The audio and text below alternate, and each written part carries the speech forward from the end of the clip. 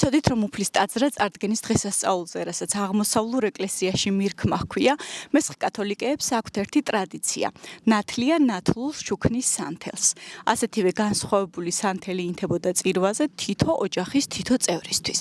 ასეთ სანთლებს ჩემს ბავშვობაში ყველა საკუთარ სახლში ავლებდა. მე დღეს შევეცდები გავიხსენო და გაჩვენოთ, როგორი იყო სანთლის ამოვლების ტრადიცია.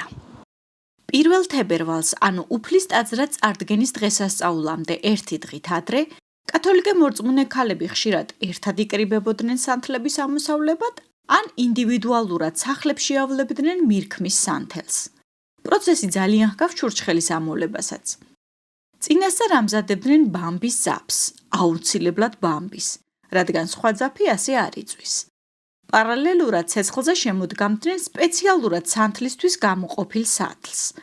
შიგ თაფლის ცვილს ჩადებდნენ და მის დადნობას ელოდებოდნენ. ცვილი, რომელიც ბიოლოგიური პროდუქტია, სასიამოვნო სუნს გამოსცემს, რომლითაც ჩემს ბავშვობაში სახლები ხშირად იჟღინთებოდა.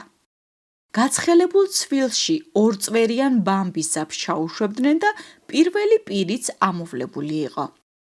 ასე გრძელდებოდა ამოვლება იქამდე, სანამ სანთელი სასურველ ზომას არ მიიღებდა. ამის შემდეგ ჩვენთვის, ბავშვებისთვის მეორე უფრო სახალისო ამბავი იწყებოდა. მირქმის, როგორც მაშინ ვეძახდით, ტელენდარიჩის სანთელს ორნამენტებს ვუკეთებდით, რისთვისაც ხშირად ფრჩხილის ფერად ლაქს გამოვიყენებდით. ასე დაჭრილებული სანთლით კი მეორე დღეს წირვაზე მივიჩქაროდით.